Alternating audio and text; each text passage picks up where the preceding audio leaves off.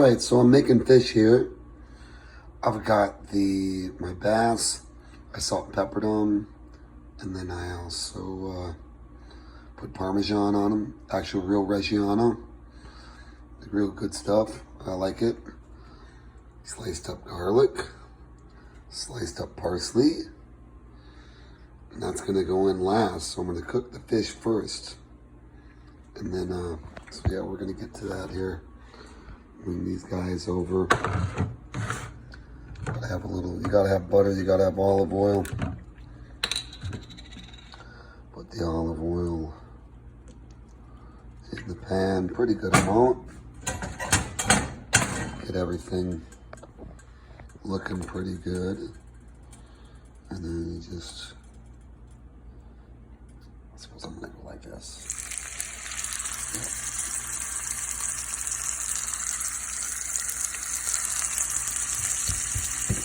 Pat.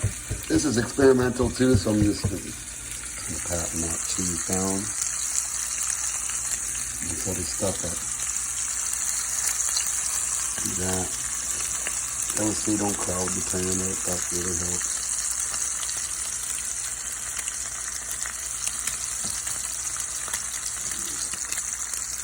Cook these. I'm gonna cook these.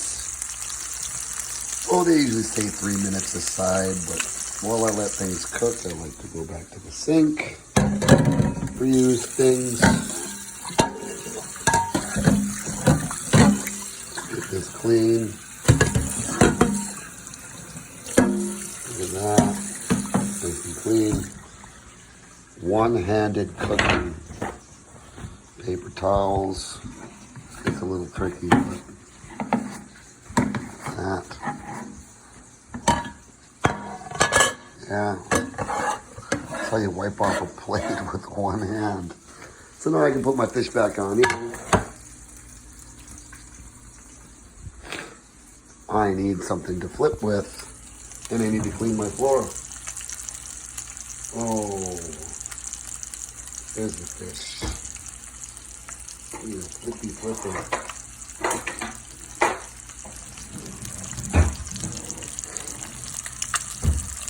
Here's one. This one will work well. Trying to get some color on these bad boys. Doesn't take long for them to cook.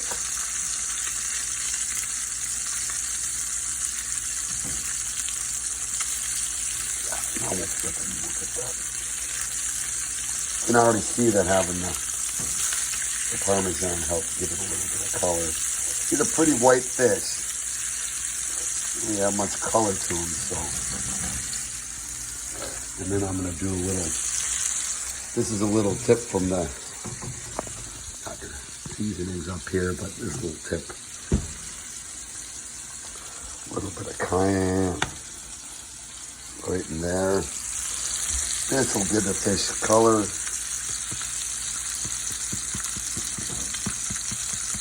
Notice I just tap the sides. You don't want to really shake this stuff. It'll go nuts. Very potent. A little bit will go a long way. All right. So now you got some color on those fish. Makes them look kind of more pretty. So then we're going to cook these. Move this out of the way. We're going to cook these and then going to end up making a sauce, making a pan sauce, which I had with the ingredients that I showed you earlier, right here. Well, that'll be cool. Once these get cooked, let's eat that. A nice thick fillet. It's my dad. Dad, if you're watching this, thanks for doing a great job on filleting these up. I helped. We got this new electric knife.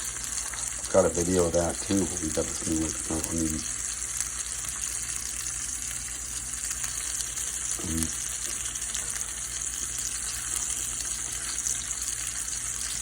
You gotta let this cook. These thick parts. Don't want to really overcook it too much, but also don't want to have it undercooked. Yuck. Nothing like undercooked fish. But yeah, I like bass. A lot of people, you know, I don't know. They say, "Oh, it's not very good" or whatever. I think it's great, especially this way, doing it like this with the Parmesan. Yeah, when you get your Parmesan, I know they make cheese. They make Parmesan cheese, but this is the stuff you want.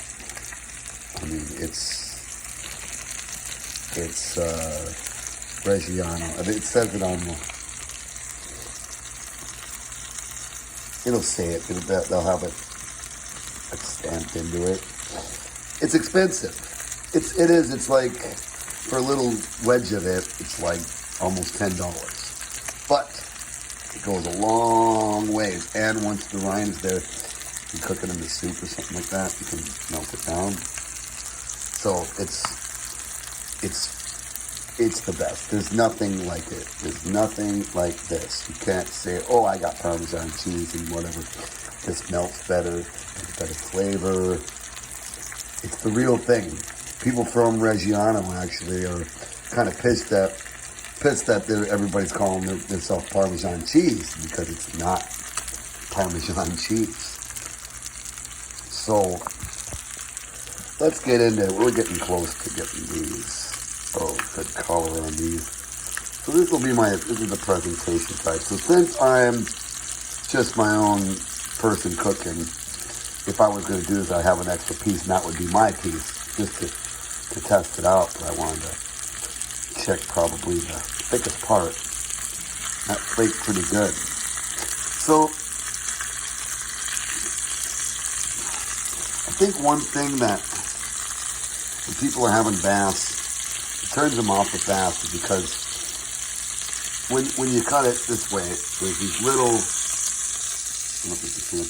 Yeah, you can see it in there. There's these little like the blood vessels in it, and they're dark colored. You can see how it's dark colored, and it doesn't taste like anything. I mean, people think, "Oh, it's bitter," or it's not good. It's merely part of the fish. It was a thing that was alive at one point.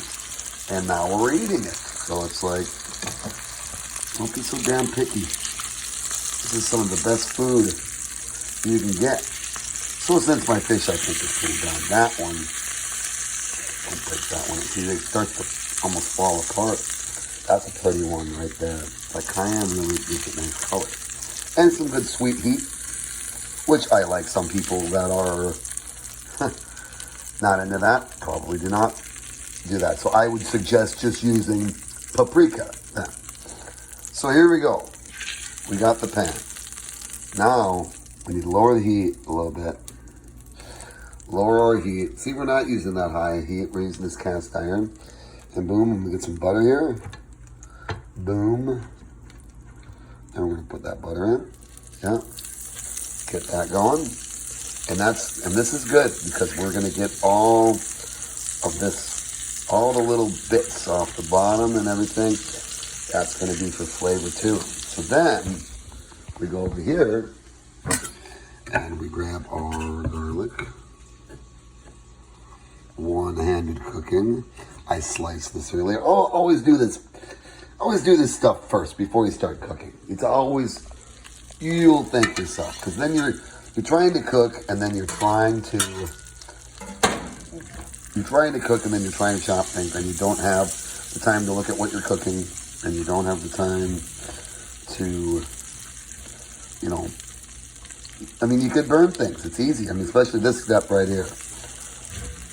You got the garlic going in here. And this is just, so, people go, what, do you crush the garlic and slice it? Well, I sliced it because I think it's fun to slice it. That stuff is sticking together. Yeah, get it just to where when you see the garlic, Because you want to get that raw taste off of it. You want the garlic. I mean, the raw garlic is going to have the most garlic flavor, you know. And then this just mellows it down a little bit when you do that. There's our fish just hanging out. They'll be fine. They're not going to get cold. If you're worried about them being cold or something like that, I suppose you could probably put it in a warm place. Like some people like to put it in the microwave for a second. Not to cook it, but just to put it in there. Because it's kind of sealed. But this is pretty quick how we're doing this. So this is pretty good. It's a pretty easy way. I got this recipe online.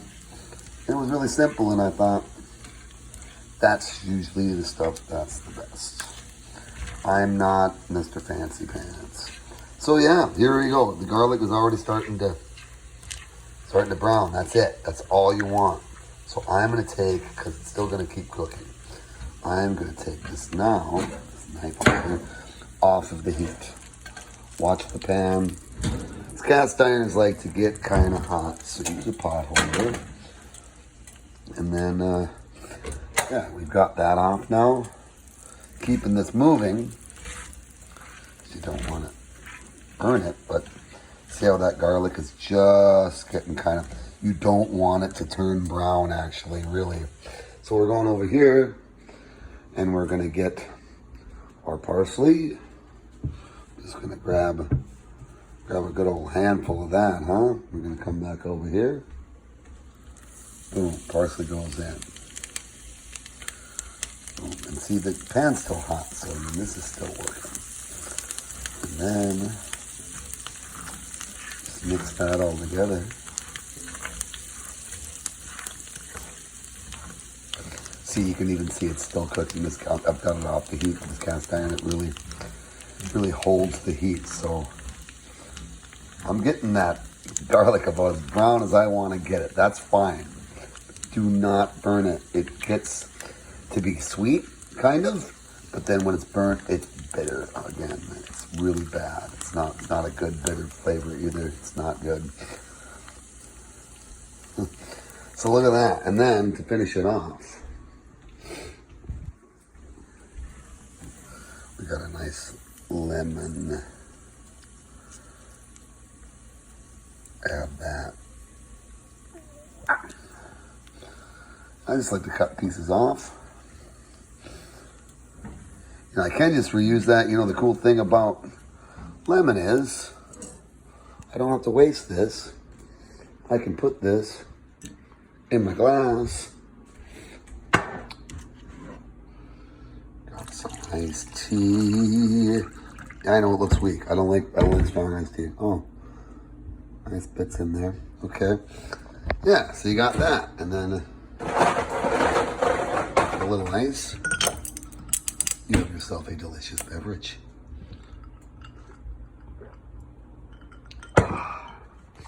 So yeah, back to this. Now, this is done. Now I need to check it for taste. It's a good spoon. See, I like to just put my silverware wherever it drives people nuts. I'm like, those organizers seem like they pick up a lot of dirt and shit. All right. Let's taste this.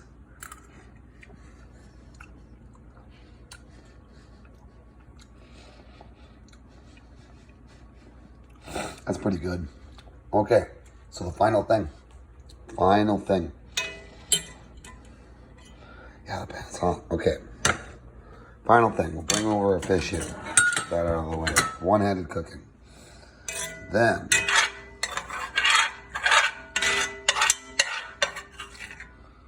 doing this here on top. Let's get this out of here. Get that right there. Maybe with some good sauce over the fish. Sauce on the fish. It's not the most perfect thing in the world. God darn it, it is delicious. There you go. I tasted mine. It could have been maybe a little more lemony. Yeah, so here's what you do.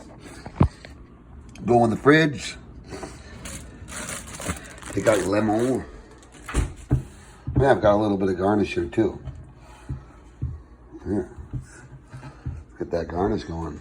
It's a little bit of the fresh, you know, that hasn't been cooked. So take, wow, that's how it works. Take that lemon. Because hey, you want to get it right, you want to get it right. One-handed cooking. Lemon wedge, lemon slice. Let's, we have the knife. Okay, now we're gonna just, boom. Oh, maybe a little bit more. Boom, okay. Doesn't have to be perfect, but get that lemon on there. I love lemon with fish, it goes really well. And let's see here, let's taste it. There's a little bit of salt, but we're good to go. So yeah, that's fish in about 16 minutes. Not too bad. Thanks, Dad, for bringing me out to the lake and caught some fish. Now I'm gonna eat it, and it is nothing better. It makes you feel better. It's just something to really. It really boosts your mood. It's a really good thing. And also cooking like this is a great way to boost your mood. So, hey, I'm doing these videos. I'm just going to put them up. I don't know. This is just something that I wanted to do. So, yeah. Comment if you think something's cool.